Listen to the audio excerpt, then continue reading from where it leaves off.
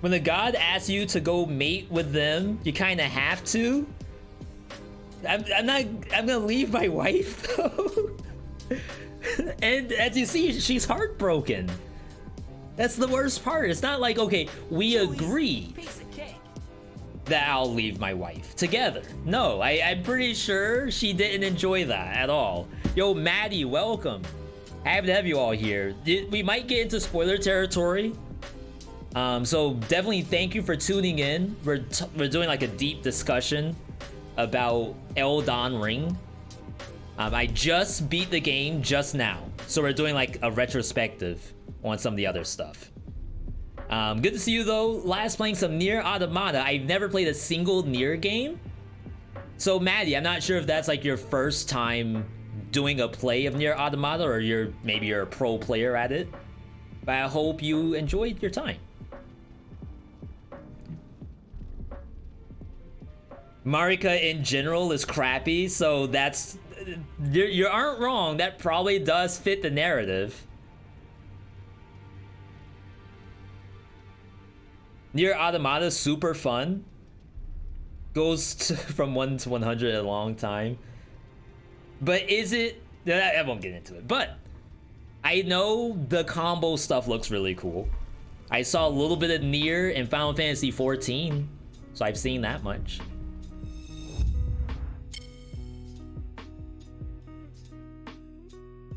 I'm gonna change the title too.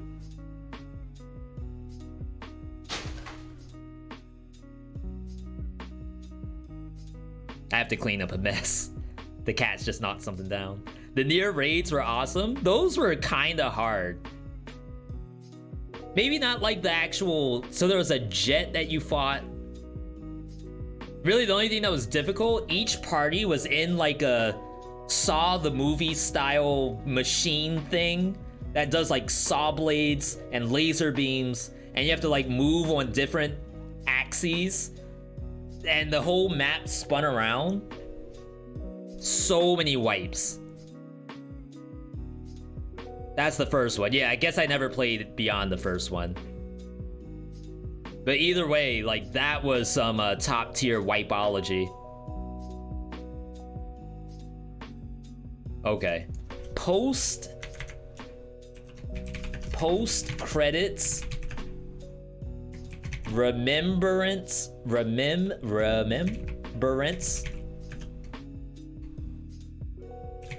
Tier list.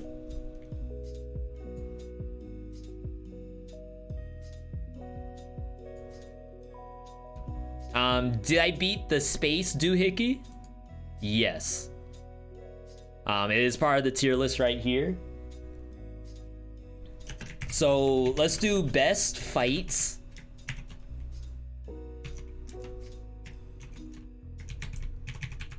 Sweet fight.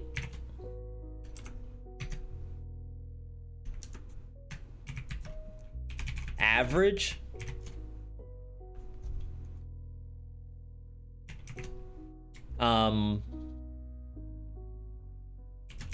Get me out. No. Glad we're done. Get me out.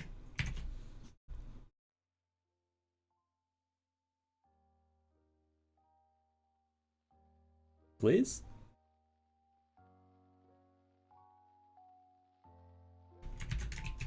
Didn't, this is the worst part, didn't do it at all. All right, so we know which one that is, right? Or I don't? Which remembrance am I missing? Is it this? Can you all confirm that's the right missing one? While I go pick up the stuff that Buster knocked over?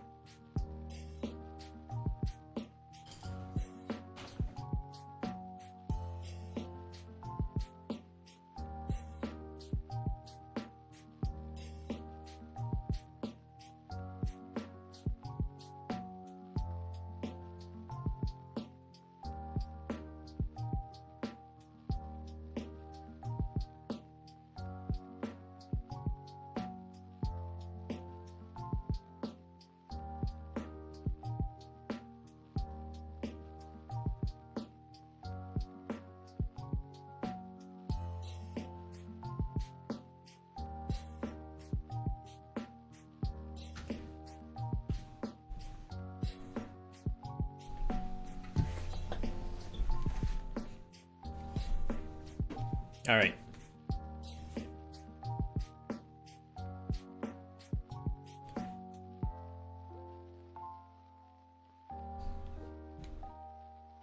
Yeah, and again, like, it does fit the narrative that Marika sucks for Renala to get left by Radagon. It's just like, to be told that Radagon is going to leave Renala to be with Marika. Mentally, like, I believe that to be two people. Like, I'm leaving to go to another individual. You could say that, like, well, they're split, they're gonna, like, recombine, or they're, like, he's just saying that. In most scenarios, that's kind of what's happening, but in the realm of godhood, that's actually not what's happening. It could be all a conspiracy. They just told people that's why Radagon left. There's like a lot of takes, a lot of, I don't want to say take, because a take ensues that, like, there's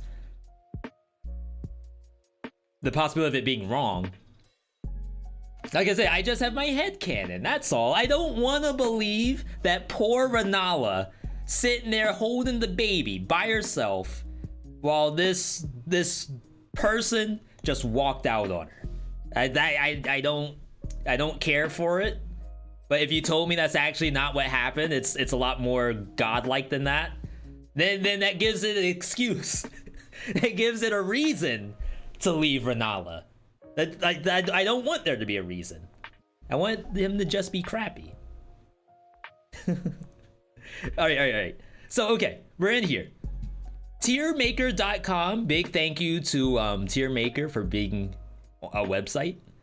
We're gonna go from left to right. This is not a matter of is it difficult.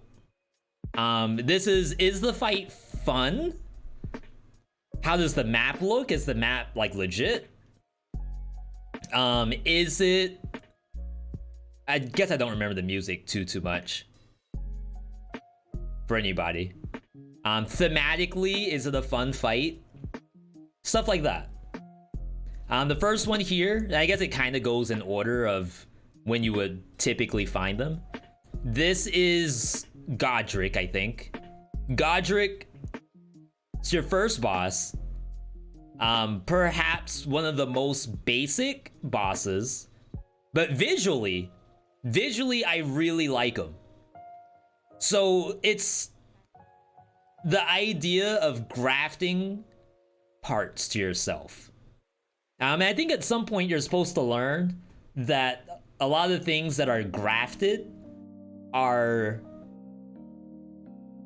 not finger readers.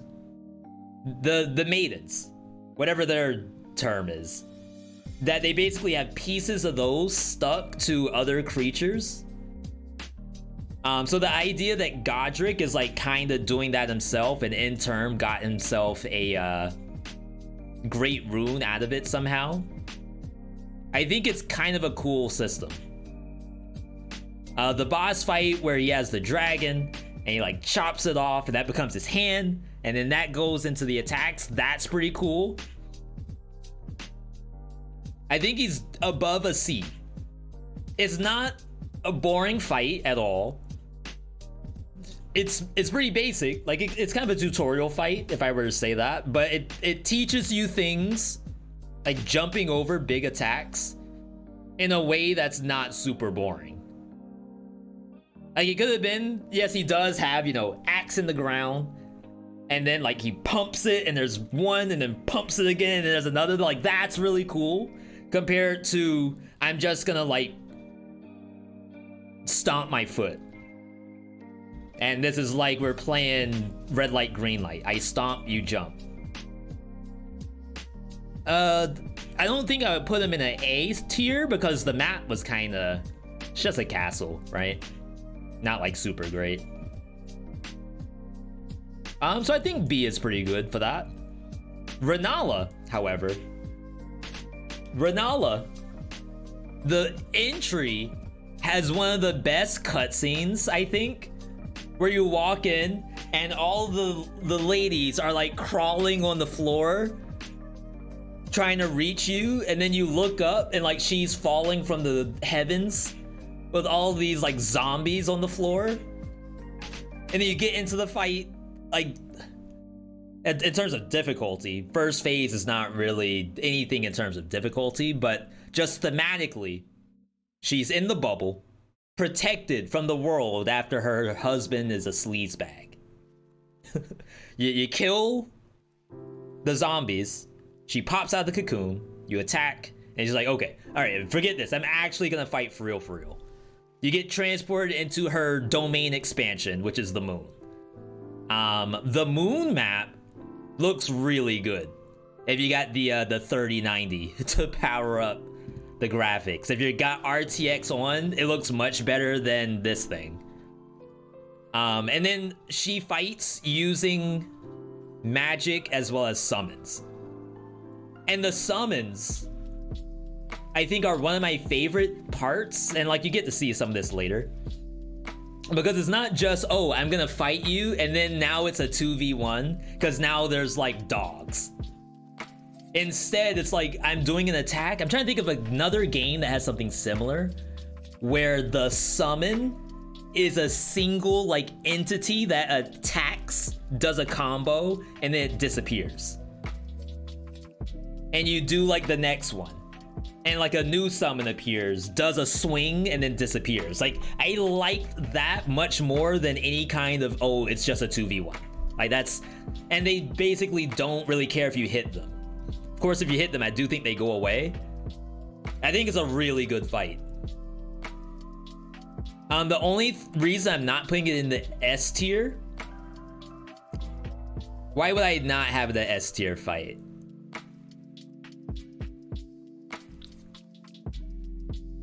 Remember, we're going beyond difficulty. Like, difficulty is not really the deciding factor here. I think it's cool. Second phase is an illusion. Yeah, that's the domain expansion. Morgott calls for Rani and not Renala when he calls names. I gotta look at the opening cutscene too. I kind of want to do that. So yeah, like I said, in terms of just sheer positivity, I really like this fight. Radagon.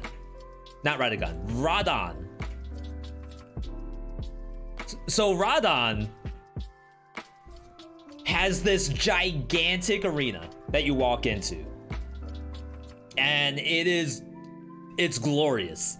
It's just desert, and then there's certain little quote-unquote safe points, and then there's like little NPCs you can summon in random spots. It's like the game wants to have this massive grand scale fight, almost like you're fighting against a complete army. And I feel like they nailed that so well. Radon himself, you start off with the arrow phase. You just run through. That's not a big deal. You see that he's on this tiny horse, which in and of itself makes absolutely no sense. But I guess the deep lore is like, hey, he has this gravity bending power. He could probably ride a tiny horse if he wants to. He's just that good. Yeah, there's a full festival in his honor. Everyone's talking about him.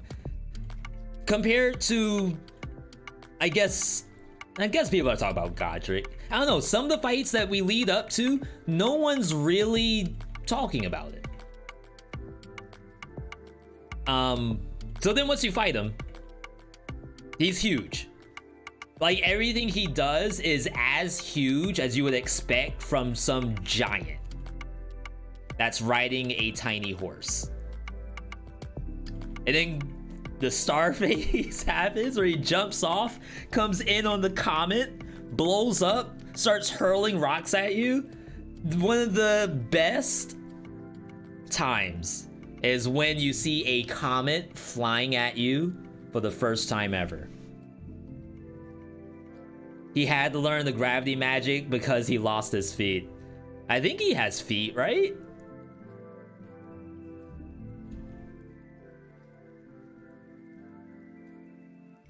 Radon.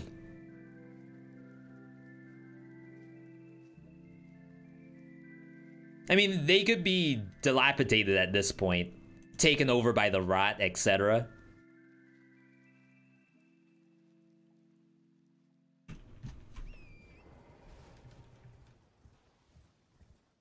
Oh, wait. Yeah, so... Wait.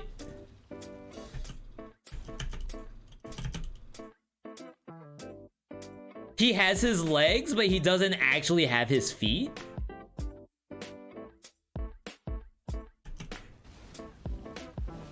I never noticed that.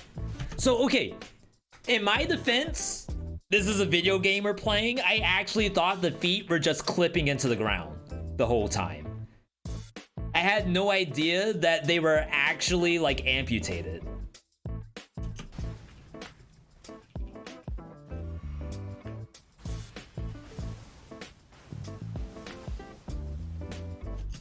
Wow.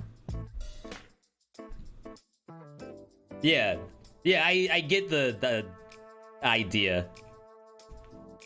Okay. I mean, even then, like, if you think about that thematically, I feel like they knocked it out of the park with Radan. It was, like, actually super in-depth from A to Z. Next one here. This is the elk. Now, forgive me for not knowing the full deep lore for the elk, but this thing is in the river. Once you go into the river, you hit all of the lamps. The lamps allow you to fight this for some reason. And then Ancestral Spirit is the full name. It's surrounded by a lot of animals. Time to leave. It's 3 a.m. We'll be back in the future. Yo, thank you, Maddie, for stopping by and bringing your community over. I do appreciate that very, very much. And we did the shout out. Make sure you're checking out Maddie if you haven't already. Fight-wise, the actual boss itself, I think, is very, very well balanced. It's like, in terms of bullcrap, there is not a single BS attack in this thing's kit. It works exactly like an elk would work.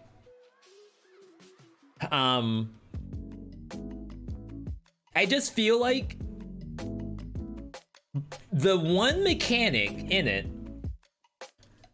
which is basically, it's gonna do this life absorption where you have all of these animals on the screen and it kills them and absorbs their essence, and then it gets health. I like that, but unfortunately in this fight, it just turned into a DPS race, I feel, because you can't actually attack the animals. And I don't know if they did that on purpose, but the first time I saw it, like, me as the player, I thought to myself, oh, okay, I clearly need to destroy the animals or else it's just gonna heal to full every single time. But instead, it, like, does the one heal and won't do it again for like 5 minutes. It can only do up to 3 heals because it runs out of animals. Yeah, so it's just a DPS check, in my opinion. The map is also just a cave. Basically like Astel, Wish Astel, Amazon Essentials Astel. It's just inside of a cave. Not a very good fight compared to the real thing. I know some person was saying that the music is legit, but I don't know if the music is enough to save it, to be perfectly honest. And again, I would love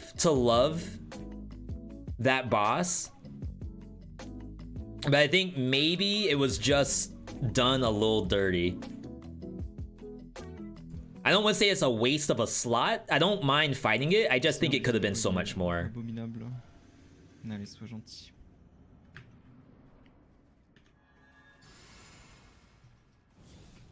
See if we can hear the music.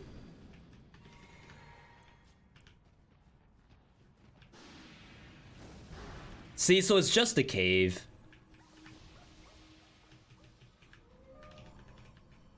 I like the sound effects. I like the monster itself. Elden Ring Ancestral Spirit OST.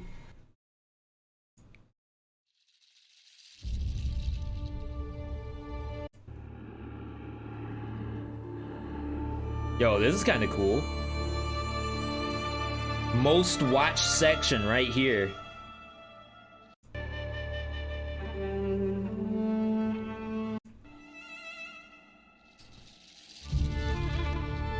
It's a little bit of a resident sleeper. Second phase? That boss has a second phase?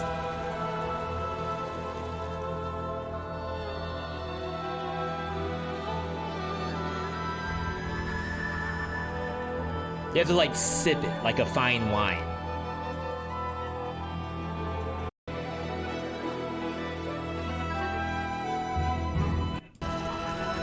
I mean, you can hear the orchestra. That's George R.R. Martin's orchestra. London Symphony.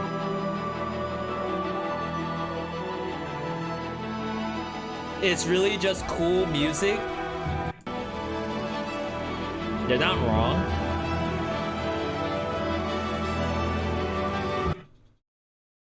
You're not wrong, but it's a little bit of a resident sleeper for me. I understand the Philadelphia. Oh my god, I forget all of my symphonies. Philharmonica, that's what I want to say. Philharmonica is probably a fantastic show. It probably costs a lot plus reservations to get in. I'm gonna probably say that's all yours, chat. I'm all set. Rykard. So Rykard, I still don't know why they sent me down there. I really don't to this day. They were saying, go kill these people, the other Tarnished, we're gonna end the world. After you kill all the Tarnished, by the way, we want you to meet our king, and he's gonna eat you. And it's like, are you serious? But then you kill him, and then they're like, okay, we're gonna disband. I'm also going to go down there and eat his body. It's the most like Soulsborne thing I could possibly think of. Which is, I mean, I guess there's more Soulsborne down here. Like, the most abstract sort of deal. The fight itself, though. And this might be a little bit of a controversial take, because I know there's some people out there who don't like the gimmick fights, if you will. A gimmick fight is something where the game intends you to take a specific item, use it on the boss, and that is the main way to kill it. Otherwise, you're not to say you're wasting time, but you're kind of like skipping the key to the castle. You're trying to use a rope to climb the castle when the key is right there in front of you. To join together and become stronger as a family. And it's a giant snake. So very, very good in terms of keeping the lore, keeping the most Soulsborne lore, that is. The map, beautiful map. It's flame, lava. If it was in Volcano Manor, that is what the map should look like. A regal ancestral spirit. You're in Siafa River. You look up, you see stars in the sky. You see all kinds of like translucent trees and stuff like that. The fight is in a cave. And there's water, I guess. But that's it. I'm sorry. Rykard also has the perhaps best cutscene for phase 2. No, I don't have it up myself. Elden Ring. All Remembrance. Does someone have the cutscenes though? In-game collection. Yeah, this might be it.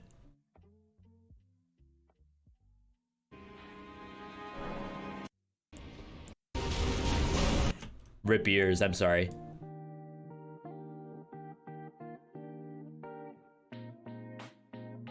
And I guess, like, to kind of preface this a little bit, for those who might be wondering why I'm so interested in Rykard.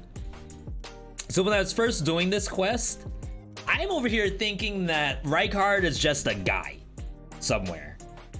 And as just a guy, you're going to meet him until someone else shows up and says, hey, by the way, this...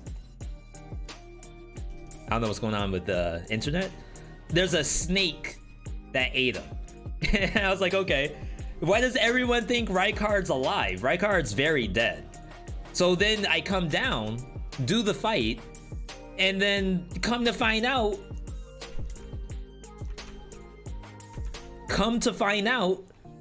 Rykard's the freaking snake. But not even like completely sentient in the first phase. He's like, oh, there's a visitor.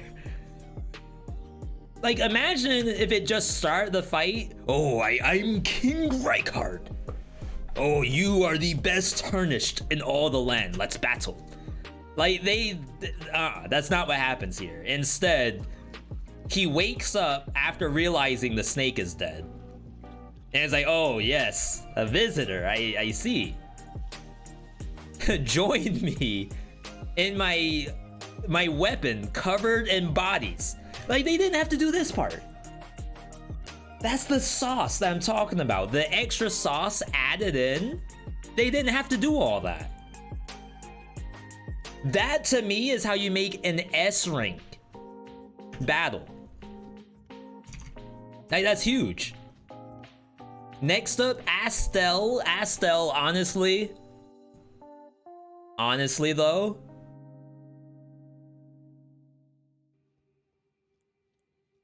you see this fog?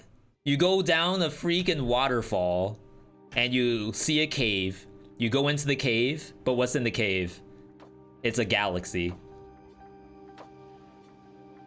With a cicada that's also a skeleton, but then also like a scorpion. But its body is made of like stars.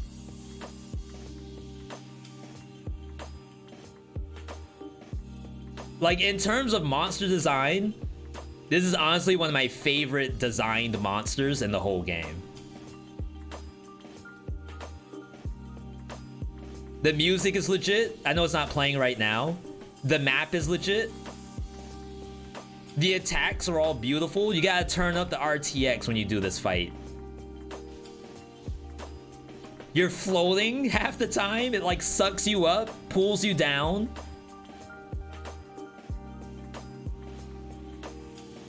In terms of like the non-story essential ones, I do think I enjoy it the most.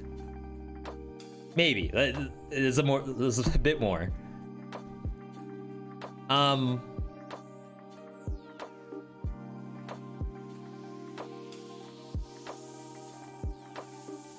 like it better than the elk. I don't know if I want to put it into an A tier. But there's two Astels. It's this one, and then there's a dungeon one. The dungeon one has a little bit of a couple extra moves in its moveset. And I feel like if they were all combined together, it would be like really, really cool. It's definitely not an S. It's probably a little better than Godric, just based off of the arena that you're fighting in. It's a little tough, maybe like a low A, because I think there's gonna be some stuff in the A tier that I like a little more. Not a ton to say about it though. I still look like it came from Bloodborne and you love it. That's exactly the same way I feel. Who is this? This is Margot. Margot, the king of delaying attacks. The Omen King, actually. So, I'm so sad. I feel like Margot is such a cool enemy. But in terms of like Margot himself, I feel like he's still a little bit of Margit. Like just a tiny bit too much Margit in here. Like, for example, compare the first time we fought Mog down at the third finger, and then you fight Mog up top, and he's like huge, like scary. I may have to actually rewatch Margot to see exactly what kind of stuff it does. Wait, what?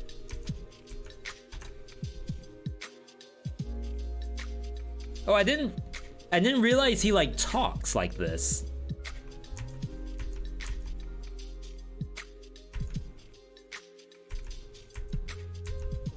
Oh snap, I missed that. I thought he was just a dead body.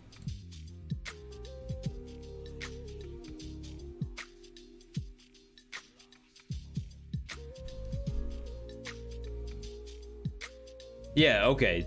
So I see they kind of skipped a little bit of the first phase and go straight into the second phase. He does a really cool attack that I think puts like water all over the ground. I think he could have been like an actual incredible boss. And you're right, the cutscenes are also really good too.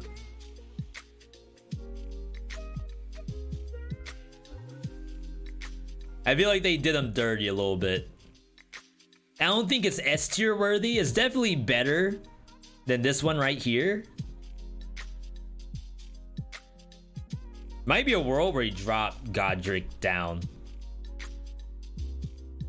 Fire Giant. Fire Giant.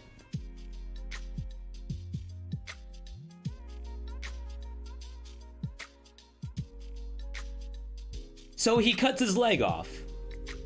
And it's like really cool. Margot has double the combos Margit has, even in first phase. Yeah, I'm not saying that the enemy itself is bad. I just mean the pageantry is missing. Like, if they gave him the treatment that some of these other fights have, like a Radan. Actually, my favorite part of the Radan fight, I can't believe I forgot this. When you go into second phase,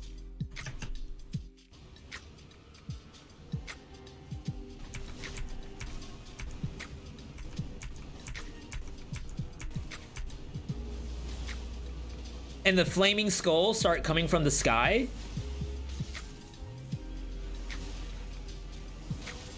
Like, I was just watching it. It's a little tough because they're just going in and killing it. But if you let Rykard do like the entire thing, where he brings down all the skulls and starts casting like fire and there's explosions everywhere, that's the pageantry I'm talking about. Unfortunately, Margot doesn't have any of that. Fire Giant has a little bit of pageantry to it, but in all honesty, besides him cutting off the leg,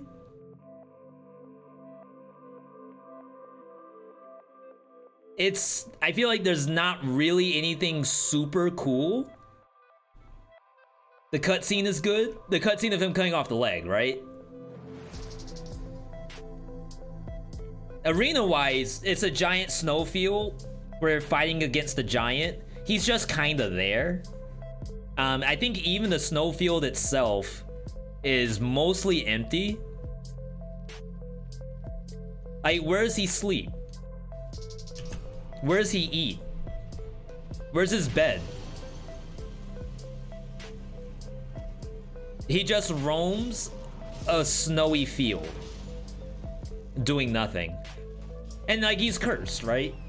He can't really do anything. He's kind of stuck here by Marika. So I get that part. But I think he's kind of a get me out. The only thing I like is the cutscene. Even the attacks, he does the fireball.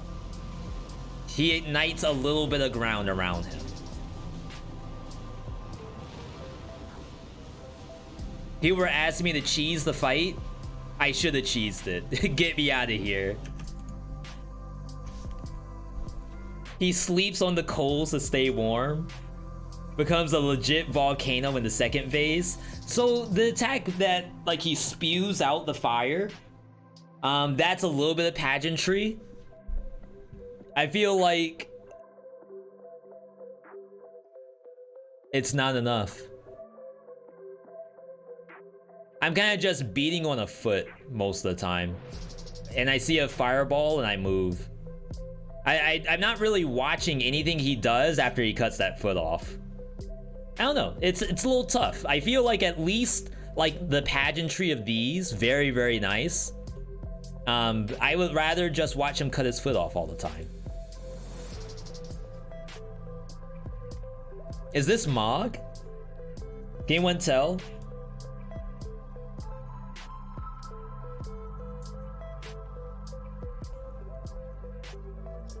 I think I set the game up.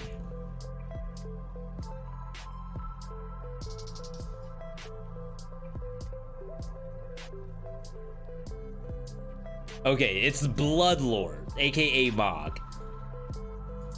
So I actually really like Mog. It has a cutscene that opens up a lot of questions. So I'm already intrigued as soon as I see him. He's also in a spot that, not to say it's a little random, but there's like an altar underground where he's gonna bring the body of some random demigod, and he's gonna just chill there until he figures out what to do about this demigod. And when you show up, he's like, yo, don't get in my way. You fight him a little bit, he starts chanting. And I feel like the chant is one of the most hilarious things in the entire game, because you don't have anything else like that.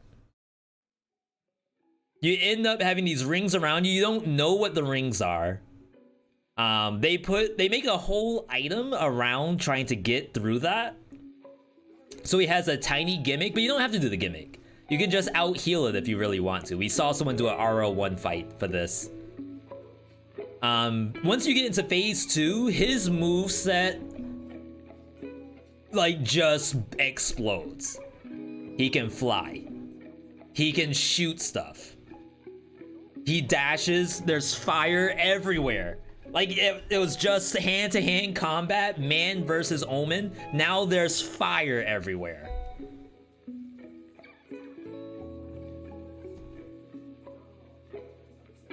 And the cutscene's actually kind of sick. Unfortunately, you don't get like a phase 2 cutscene. He just does the chant, but the chant can kind of be seen as the phase 2 cutscene. That's how good it is. Now, there's deep lore as to why he's doing what he's doing.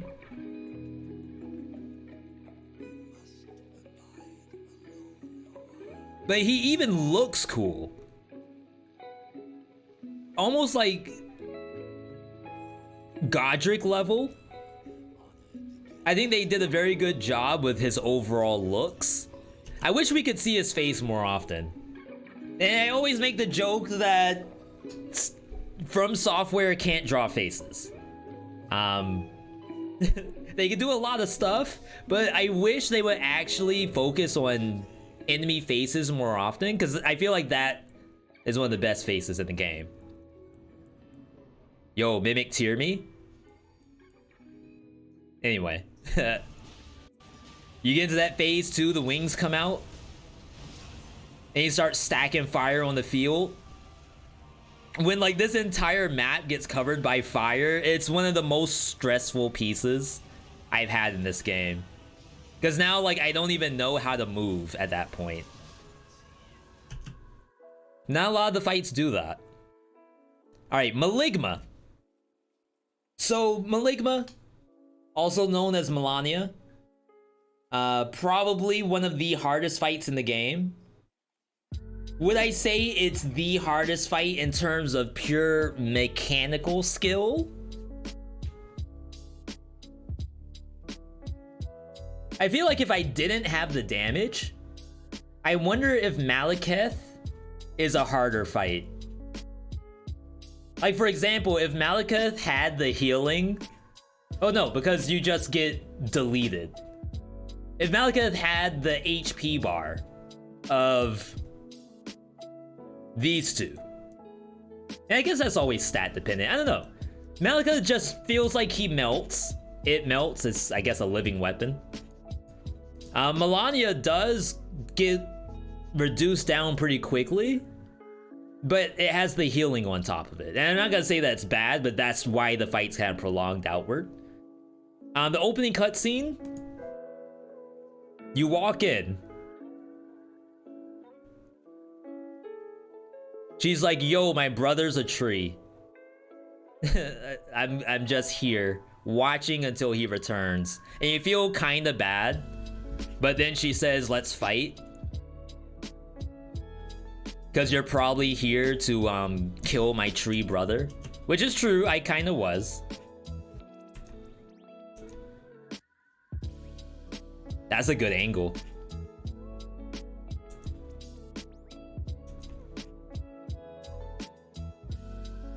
I listen to this anime music. That's an AMV.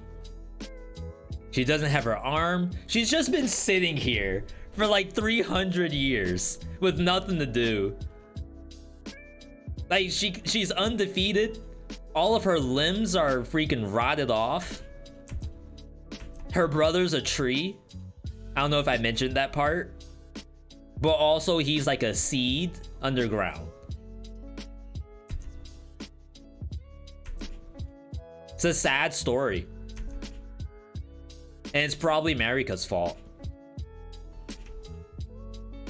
The weapon is cool. The weapon is like part of the prosthetic. I didn't know that. I thought the weapon was just like in a katana form and like she's holding it. I didn't know it was actually like part of the prosthetic. I mean, obviously we've seen many different ways to kill Melania, so even though it's the hardest enemy in terms of mechanics, I feel like you can't also discount the memery. Like once you see that waterfowl, I think even as someone who has never played a Soulsborne game before, let's say you're over at Paxis or you're at school or something and you have a YouTube vid that you want to show your friends, hey, did you all ever play a Souls game? No, we hate those games. Well, take a look at this and tell me if you still hate it. And you show them waterfowl.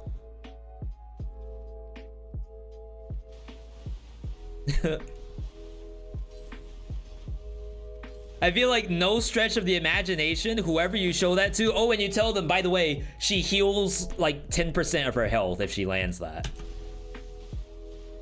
That's pretty sick. Sorry, I just have to fix my thingy real quick.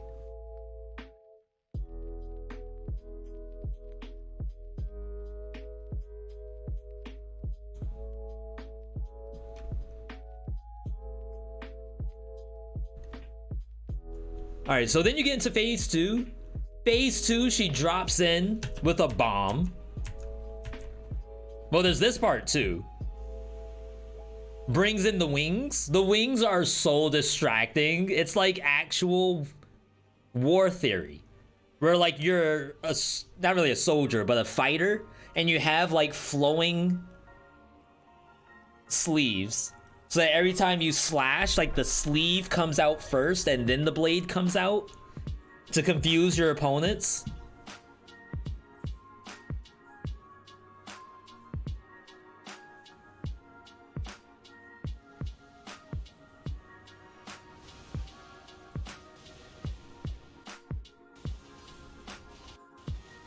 She still has the waterfowl. There's explosions on every attack, but they're still like kind of flowery at the same time. And then honestly, I almost wish that they took out the waterfowl and decided to just leave the ghosty goose. I'm trying to actually get it, but I don't know if they do that in this fight. But for those who haven't seen it, she jumps up in the air, summons these ghosts, and the ghosts do like multiple attacks at a time, and then she comes down and does her attack. That's the pageantry that we like to see. I think even though I complain about the boss itself, it's probably in the S tier in terms of pageantry, in terms of aesthetics. Like, outside of the actual gameplay itself, I think it's probably really cool. Would be neat if they made Phase 1 Warfowl similar to the version you get if you don't have FP. Yeah, and like eventually you learn how to deal with it. I don't want to judge these based off difficulty. It's purely on if the fight looks good visually, thematically, if the map looks good, if I'm pogged up when I'm in there. I did get a lot of deaths against Maligma, but I would say I'm definitely a little pogged up. Malekith. So you start off with the Beast Clergy. And Gurranq, I struggled with Gurranq when he was a shop. Like, I wanted to kill Gurranq so badly, but everyone in chat was like, V, don't worry about him right now. We promise you, if you leave him alive, you will thank yourself 10 times over when you actually get into the fight itself. I was like, okay, sure, whatever. I'm just gonna fight Beast Clergyman again. Honestly, I've never seen Malekith leaked at all. Like, in the entirety of me checking out other streamers, I've never even seen that thing before. And perhaps that does give a little bit of say into how I'm going to judge it. But it is literally Black Luster Soldier mixed with Buster Blade to make Black Luster Envoy of the beginning. I don't know. I'm making up stuff at this point. But point is, look at this shot. They actually left him. I did not see this coming at all.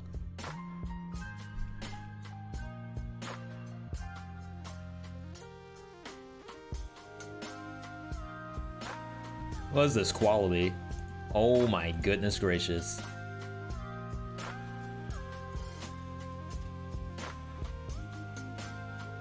So you get this, you get the roar, and then look at how long they leave this. Camera pans out, they got candles, he's looking at you, flames on the sword, hair up, butt flowing in the wind, the butt flaps. Look at how long that stays there. Even Miyazaki knows that that scene right there, that's a good scene. If you don't like that scene, then you're fooling yourself. So in terms of tier list activities, I don't want to say it sucks that there's a Beast Clergyman portion, because I think Gurranq deserves enough in his own right. I do kind of wish that they were 2 fights. Almost the same way that Maligma is like 2 fights, because you have to do the entire HP bar, and then after that you have to do her new phase entire HP bar again.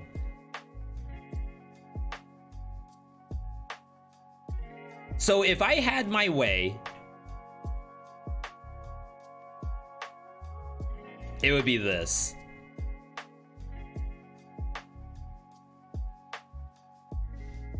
Like, honestly, if this thing had its own fight, like fully fleshed out, without being half HP when you actually get to it, I think it's probably the best fight.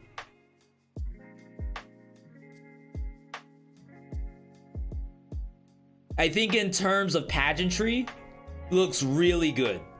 In terms of the positivity on its attacks, when you see it do like the jump slash backflip slash second backflip, triple slash land, spin attack that goes across the entire screen, it's a thing of beauty.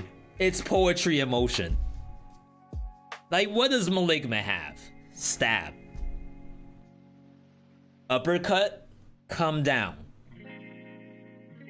The multi-stab's kind of cool. I hate it, but it does look legit when the actual like sparks fly and then she stabs you a bunch of times, heals to full, then like kills you on the spot. That looks cool. But every single attack in this thing's kit is like its own montage reel.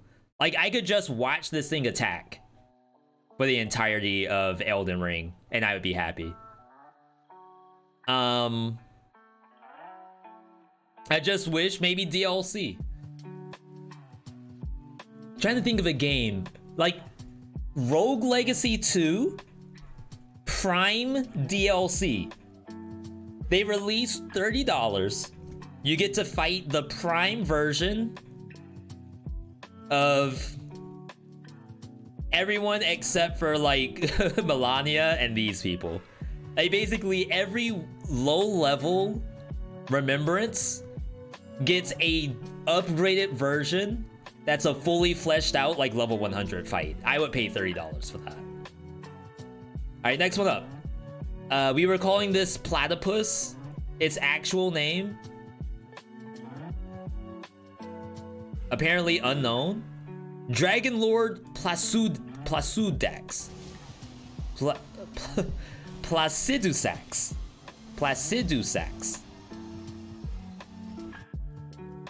So you go to sleep. The world is recombining. There is time being altered as we speak. We don't know that at first. This thing lives in like another timeline. Outside of normal physics. Outside of this mortal realm of existence. When you come into it, it's like in cocoon form. It's just chilling. Honestly, it's just minding its own business. But because you're tarnished and you're maidenless, you can't actually help yourself. You have to see it. So you buff up, you run in. It drops to the ground. You're like, okay, it's another dragon. Hey, what can it actually do, right? It starts calling lightning. Okay, it calls lightning. I get it. If I was a dragon, I would call lightning too.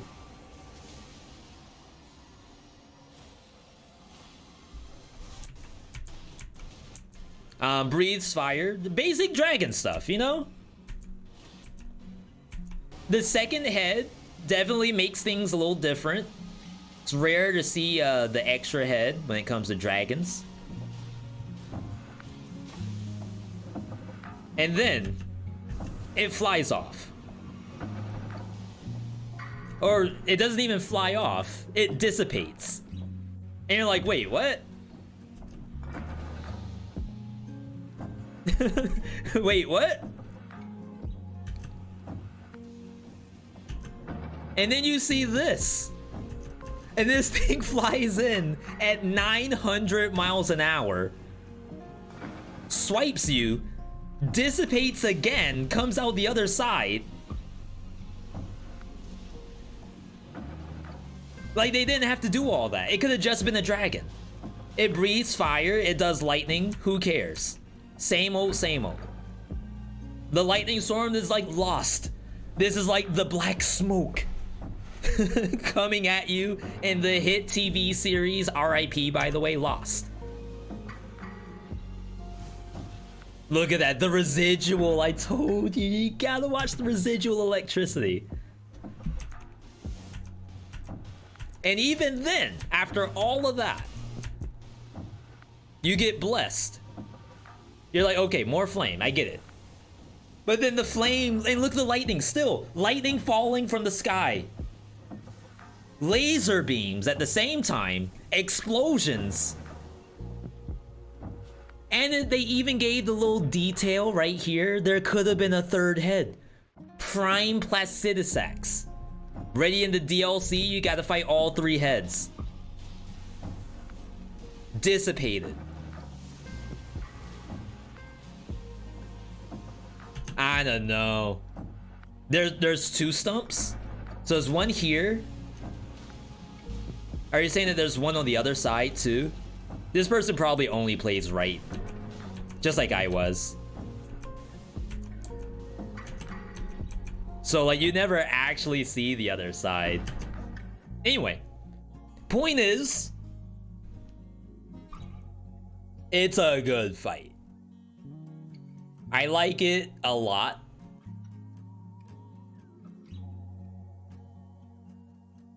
I think it beats Rykard. And honestly, I really like the Rykard fight too.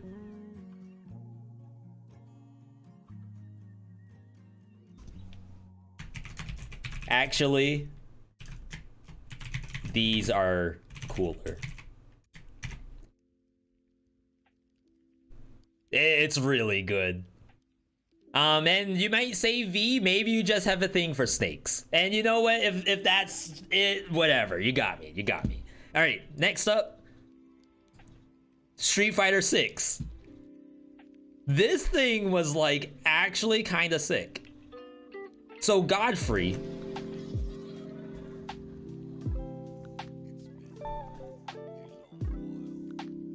starts off showing the emotion. He's actually like, he's a dude. He's just another guy out there struggling, just like the rest of us. Rent skyrocketing, health insurance up the wazoo, gas prices going up. He sees his buddy lying on the floor. It hits him hard. He sees you all smug, a Redditor, walking into here thinking you own the place. I get it. I would pull out the axe too. Margot is his son, but aren't we all his son in some way?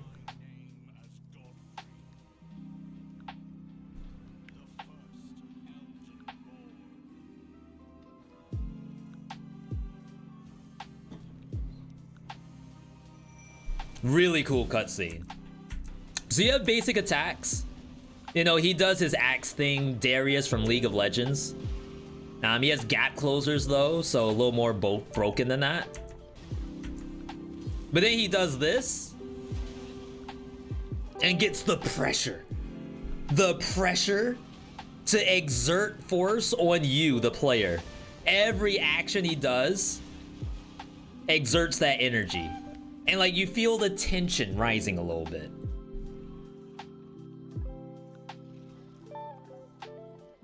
And it's like, okay, the lion starts to come to life. And you're thinking, oh snap, it's gonna turn into a 2v1. Or it's gonna be like Godric. Where it's like, okay, I'm going to attach the lion. This is actually exactly what I thought was gonna happen. I thought he was going to attach the lion to his arm or something. I'm glad it's also edited. That probably deserves a triple S on its own. Edited, I mean censored.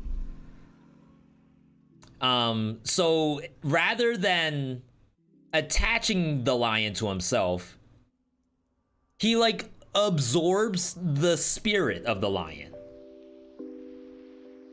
He can just do that. This whole time, he like just wandered outside of the lands between, doing the who knows what, just farting around.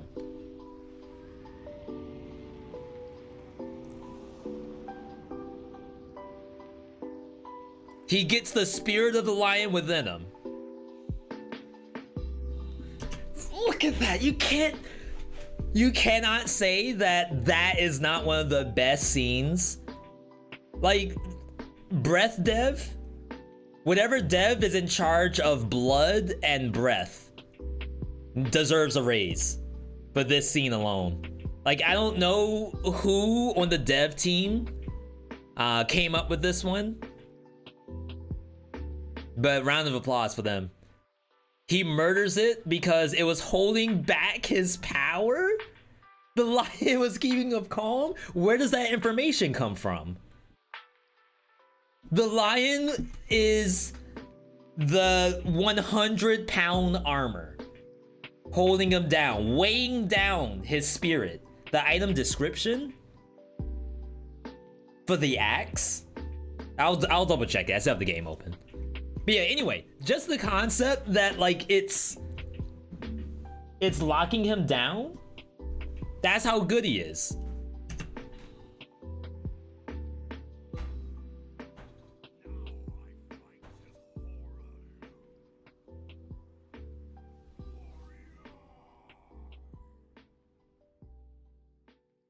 All right, so you get this. Oh, see, okay. So I think part of where these videos fall flat, like this is a 3,000 view video, and like in its own right, that's cool.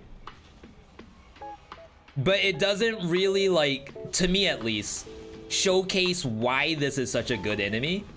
And that's the Street Fighter 6 stuff. When the first time you see it, he like launches you in the sky, jumps up after you, does like a 10-hit combo, then does the slam, the suplex on the table that's just magically gonna appear. Like, that doesn't happen. In Elden Ring, nothing does that. And if something does it, and I missed it somehow, please let me know, because I want more. But like, to show all bosses, like this is kind of doing the boss a disservice. I mean, you get to see it from max range. I want to see a POV version. POV, this dude picks you up, throws you 30 feet in the sky. What do you do? Oh, here we go. Boom.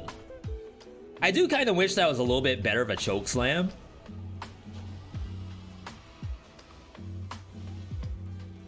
But like every one of his attacks, when they get to land them, it's so good.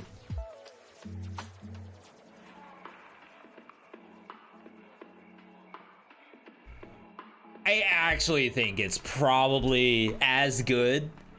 It's like, it's maybe not as good as Malekith, but in its own right, it's so much better than I feel like all of these other ones are. Like, just let them do the attacks. They put so much budget into doing the cinematic for the command grabs. You gotta see them. If you put this in like the B tier, you probably never got hit by his attacks. And that, I guess, would make a B tier fight, sure. He doesn't have a weapon besides an axe. There's no projectiles. I get it. It's like measuring Zangief compared to M. Bison. Yes, I can see that it's probably not as cool, but when the grabs are there, it looks really, really good. Hang on. If grabs were better, they might have been longer and hits more annoying to go through if you get stuck on them. Yeah, it's probably a design decision. That's why I said $30 DLC, give me a prime version of this person, Godfrey, where he's able to land every command grab, but maybe you don't die. I don't know. They'll figure it out. All right, last but not least, Elden Beast, which does not have Radagon. You all already know how I feel about Radagon. Dirty, lying, sleazing son of a gun. Left Renala to go do who knows what. I don't know. People told me in chat, I don't know if I believed it or not. The Elden Beast is after that, but the Radagon piece, visually, it actually looks pretty good. The boss itself, like,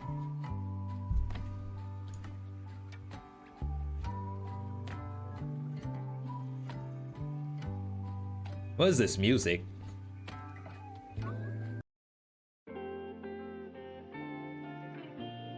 And sorry, I don't know why we're struggling to load.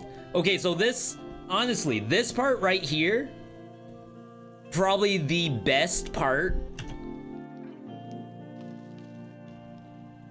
I was like, oh snap, that's the runic arc? And Marika is like actually stuck to it? Grabs the Hama, repairs it live. appears as Radagon.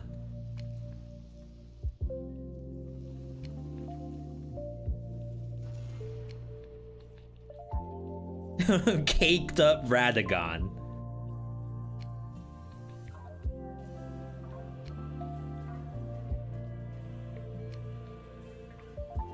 This is a cool scene.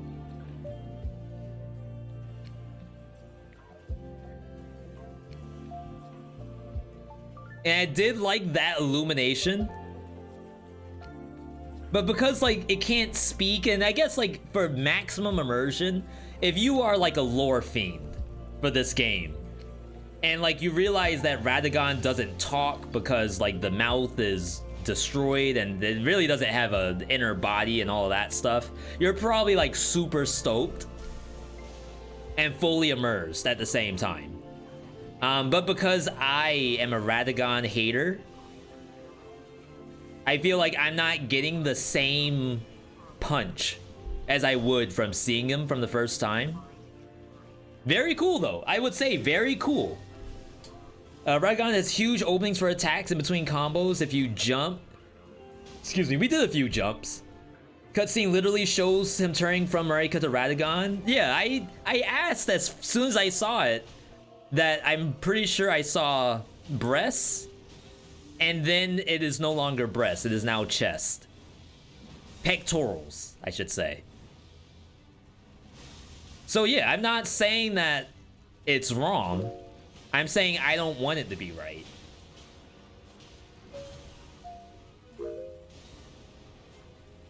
Oh yeah, the command grab was so good. So after all that, the only flashy attack that this boss has is the command grab, and then like the multi-hammer where it does the line out that you kind of just run by. And it does like a little bit of effects on the screen. I don't think it actually happens here. But that's pretty cool. After that, it dies. It goes into the ground. The Elden beast grabs it and makes a sword out of him. But why? It's Elden Ring, that's why. When the sword appears, they say that the world is done. It's all over. Design-wise, am I gonna say that I love the design of this compared to Astel? I guess this would be like the biggest comparison would be with Astel.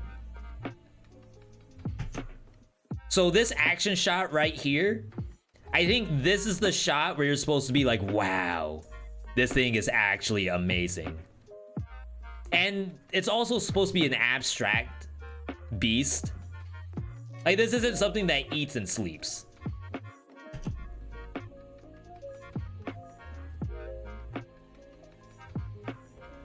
Personally,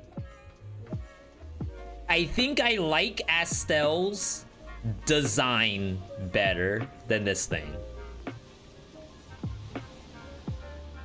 It's also really plump, which is like kind of odd to me. I like the wings. I like the hands. I really don't mind the noodly face. I think it's the plump belly that gets me. So I think I like Astel's design better. The thematics of the fight, very, very solid. The attacks themselves, as far as pageantry goes, some are pretty good. You run away from missiles, there's explosions. The sound effect of when you hit it is really nice. And again, I might not be like 100% immersed. This is probably the best looking attack in its kit. Oh my god. Was that the Mimic Tear's fault? Does the Mimic Tear not know how to jump?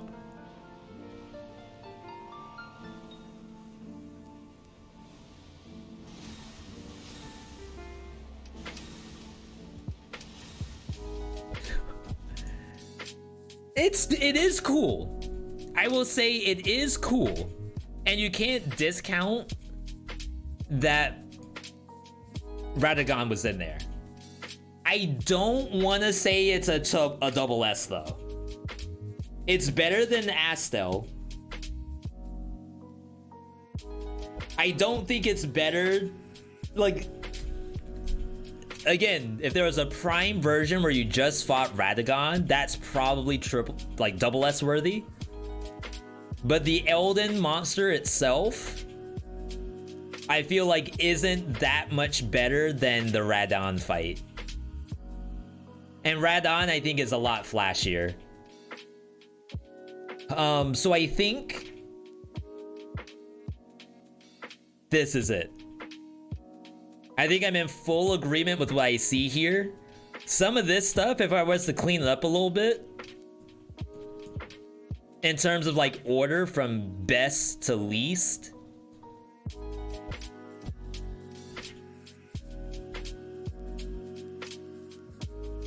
I think maybe it would be something like this.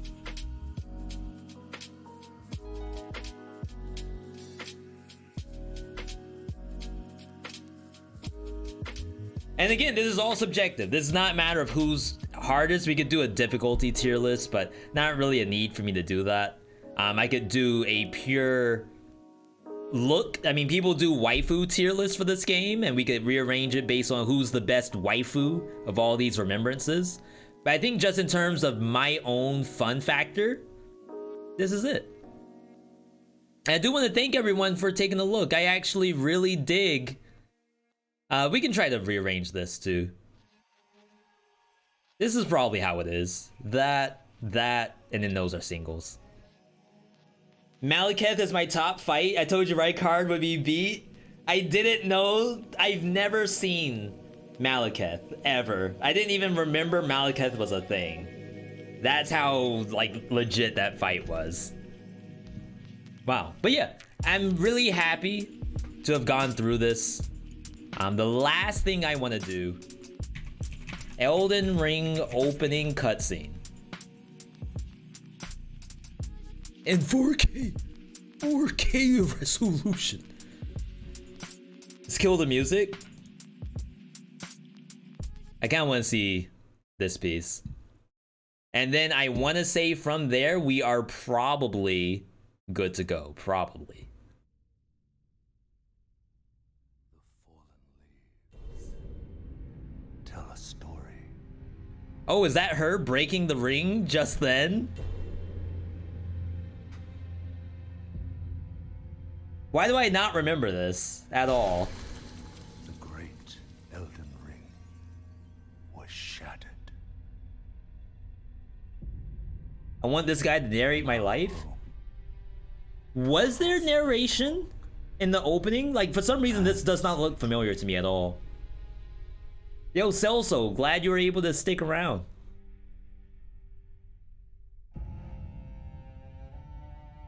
Now, Queen Marika the Eternal is nowhere to be found. She's missing. Where'd she go? And in the night of the Black Knives, Godwyn the Golden was first to perish. Godwyn. What was I called? So it's Godric. Uh-oh. I think I was calling people by the wrong names. I think I was saying God a little too much.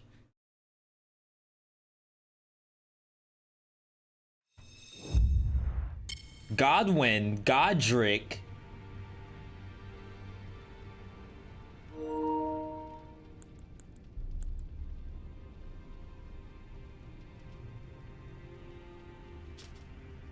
Okay, so Godric.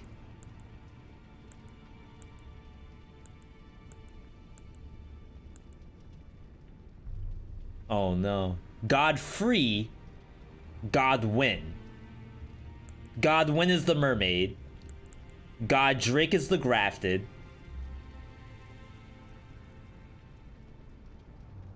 Godfrey is the free individual. Got it, got it. All right, let's go back.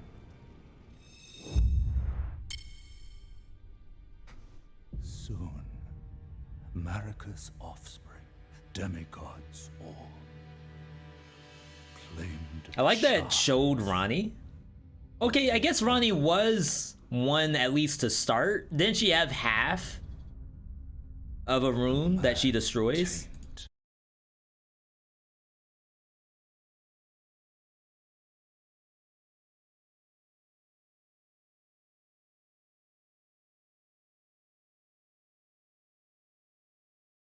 Is this Mikola? Kidnapping Mikola? Mikola looks like they're 8 years old. Of their newfound Oh, there's the egg! Or seed, whatever you want to call it, in the background. strength. Triggered the shattering.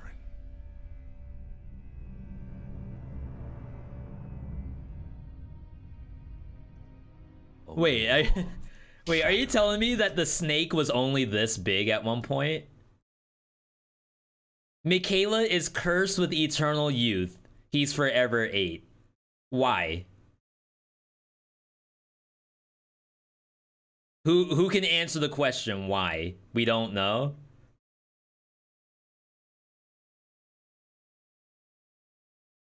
God stuff, cursed birth, question mark. That's why he's in the cocoon, to no longer be 8. Oh my god, Taco.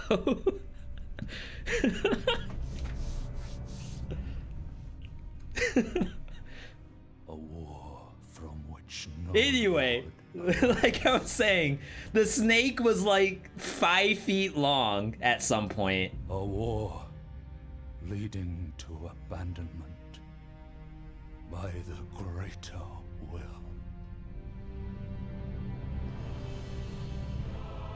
Oh, rise, Arise.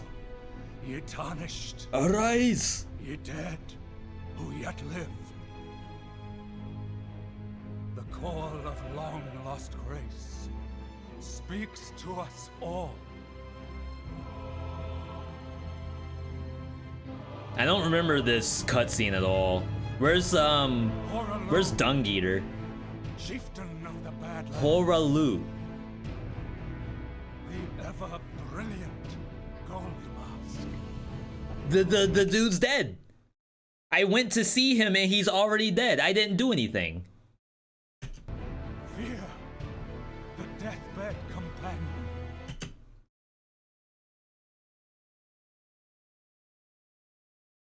Rip Fia. The loathsome Dung Eater. And Sir Gideon Ofnir. The all-knowing.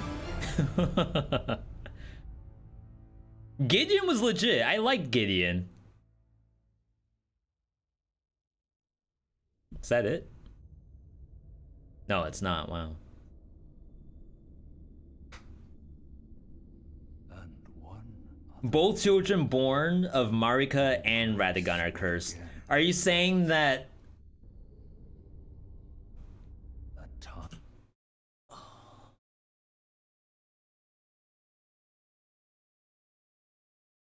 Okay, so now I have to remember who's actually a demigod and who's not. So Mikola, Melania, Ronnie. Wait, I thought we said that Ronnie wasn't a demigod, that Ronnie's like an Empyrean.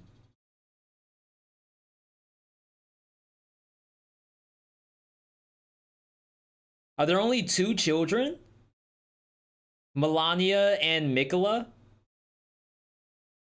Ronnie is a demigod? But Ronnie is born from Renala and Radagon, right? And where does... My god. I am so bad with names. Where does the Lord of Death... Well, Lord of Death is No, Lord of Death is not Michaela. Where's Lord of Death fit? Ronnie is a demigod and Empyrean. Okay. Godwyn. Sure, where does Godwyn fit? Is that someone's son? Godfrey and Marika.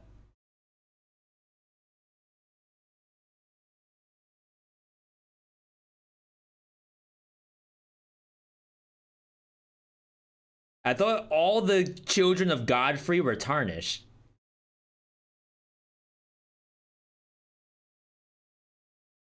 Mog is a child of Marika? I thought Mog was an omen. And I thought omens were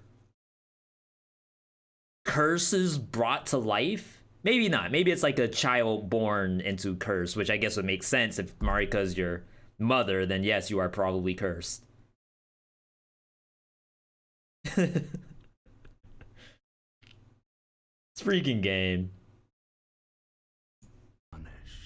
Why would you ever want to be Marika's child? Is there anyone who wants to be Marika's child ever and was like perfectly okay with it? No curse, no affliction, no anything. To stand before the Elden Ring. They didn't choose it? Yeah, but they choose to be okay with Marika. And become. She's clearly just cursing everybody. It's awful. Like, band together.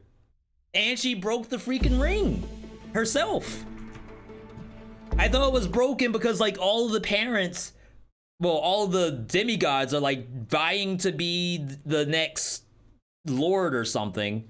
And like Marika's just standing there. It's like these people are fighting over the power. I'm just gonna break it and then we're gonna be done. But she just breaks it.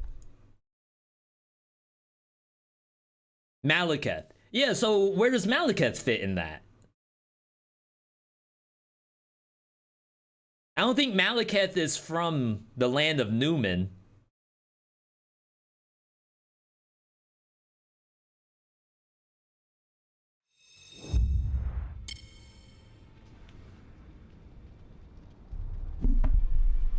Oh, my controller's dying.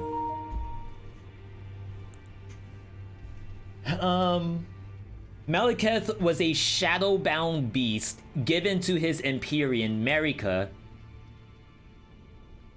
Wait, can't really see because I'm not on the right thing.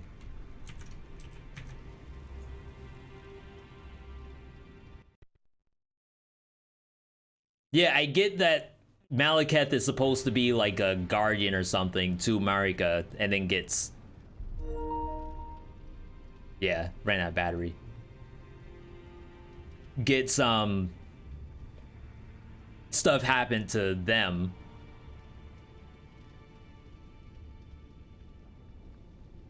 Shadowbound beast given to his Empyrean. I wonder by who and from where.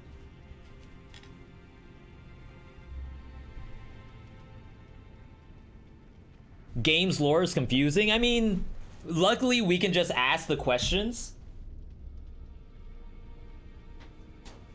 Because like there's people who do like a full career on this stuff.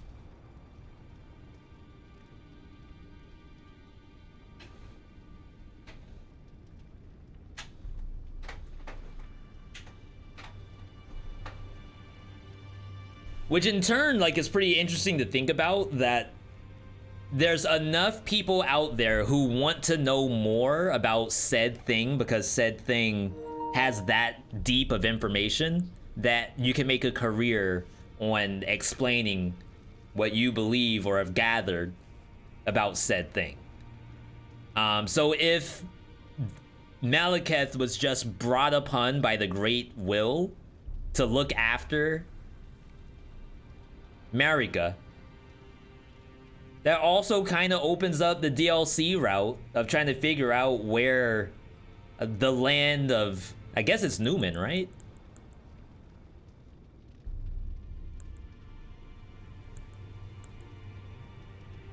Oh, I don't have any more Newman runes. All right. I mean, very cool stuff. I will not say that this is like bad. For someone who is typically making fun of Souls games, I would say this is probably the best of the Souls games from a player standpoint. From a story standpoint, I mean, I guess Bloodborne is still pretty high up there. I feel like Dark Souls is just, I mean, Dark Souls 3, that is pretty one-dimensional. Though again, when it comes to like deep lore, maybe I'm not qualified to say if it's one-dimensional or not. But maybe we have to wait until the DLC for this comes out anyway to really understand if Marika's all that bad. Maybe she knows a little more something that we don't. Maybe the cursed children and curses on the giants and curses on the beastmen and all that stuff, maybe it's all not that bad. She had a reason for all of it, and we just don't know it yet. Shoot, even freaking Hugh gets cursed to be here because of Marika, right? I think that's an accurate statement. I think he says specifically, I'm cursed to be here, please go slay the god. Marika took away the Rune of Death from the Elden Ring, taking away true death from the lands between. Malekith was the only person capable of bringing true death, which is why Ranni had to rob a fragment to kill her and Godwyn.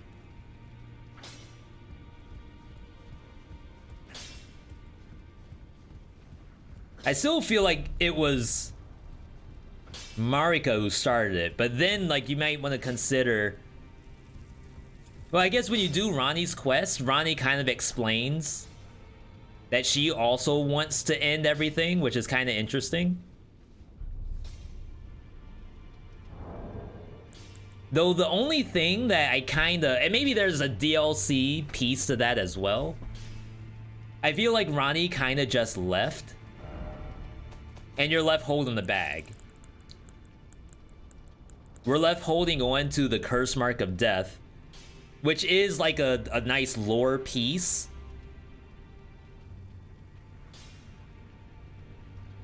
But we never get the second half from Godwyn, right? And I'm saying this as someone who didn't do the Fia quest. Is this used in the Fia quest?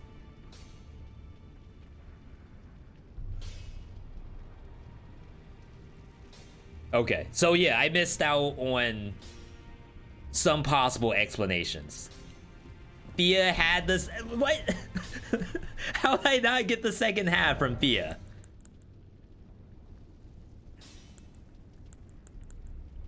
On the night of the Black Knife, someone stole someone, quote unquote, someone stole a fragment of death from Malekith, the Black Blade, and imbued its power to the assassin's daggers.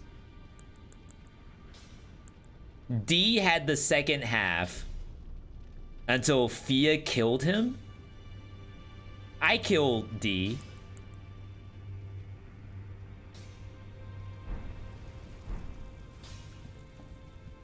D had the second half until Fia killed him. Yes, I killed D.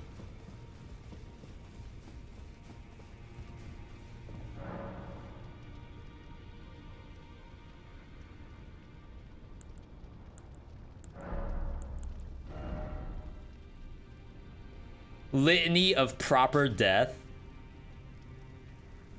Creates an image of order, dealing holy damage to nearby foes. This incantation is especially damaging to those who live in death. Any failed by this incantation cannot be revived.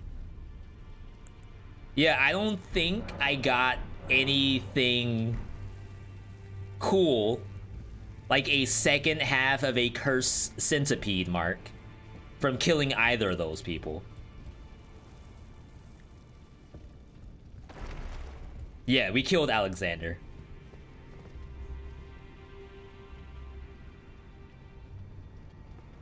I'm a little upset.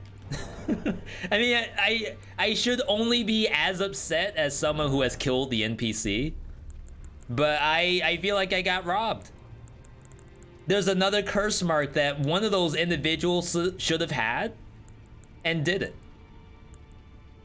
That's the plot armor. That's punishment. It's messed up. All right. Yo, I had a blast. This was actually a lot of fun.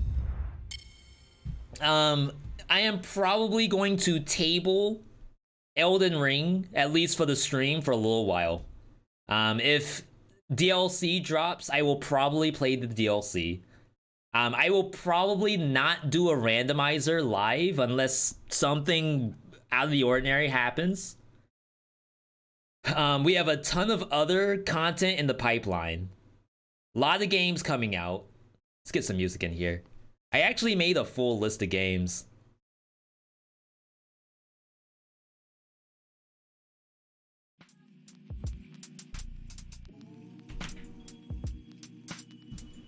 So we have the Discord, and someone was asking me about some of the games from Steam, to Steam Next Fest, and decided to go through the list of demos and just identify which ones I'm actually looking forward to. There's Berserk Boy, Cult of the Lamb, Metal Hellsinger, Dome Keeper, Nine Souls, There Is No Light, Brotato, Eyes in the Dark, Neon Blight, Lone Ruin, Loopmancer, Elsie, Curse of the Sea Rats, Blocky Dungeon, and Curse to Golf. Just tons and tons of games out there. We're still trying to get better at Skull the Hero Slayer.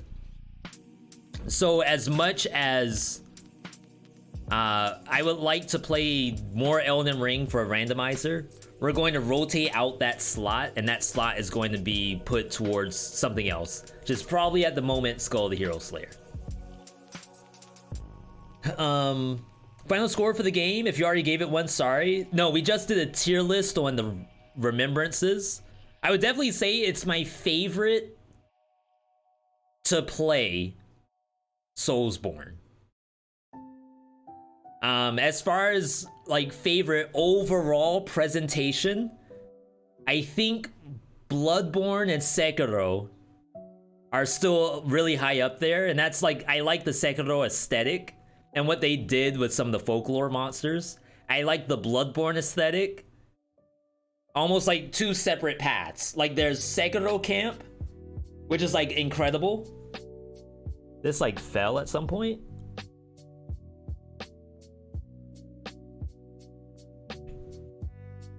There's Sekiro Camp, which is incredible. There is, I gotta fix this. Now I think we're off center.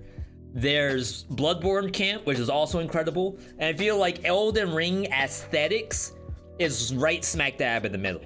It borrows, because it's obviously like the most recent version of all of these games, it borrows from a little bit of all of them and makes its own world that I feel like is massive. It's kind of hard to say that Elden Ring's aesthetic is better than the others because it's too much.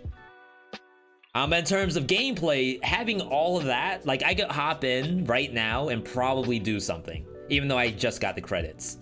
I could start up a randomizer, and it's probably more entertaining than Sekiro randomizer because there's just that much variety of bosses. It's the most sophisticated version of the stuff.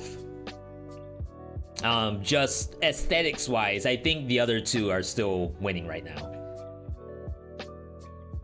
Outside of that, there are a bunch of other Soulsborne knockoffs out there, and I use knockoffs as a light punch, a light jab, love tap to other games. I'd love to play more of these, but right now we're kind of stacked with roguelikes that I need to do. But yeah, really cool stuff. Again, big thank you to those tuning in today. I had a blast, but I am definitely tired. I need to eat. Honestly, I could have stayed on for longer, but we are now approaching 10 hours streamed. And to be honest, we have done really good job training for 12-hour streams. I feel like physically, mentally, spiritually, and emotionally, I'm prepared to stream for 12 hours. Probably won't be next weekend, but I'll try to keep you all informed of when I do something like that. The occasion would be like 10,000 followers, 4 years of streaming, that sort of deal. Raid? I'm checking.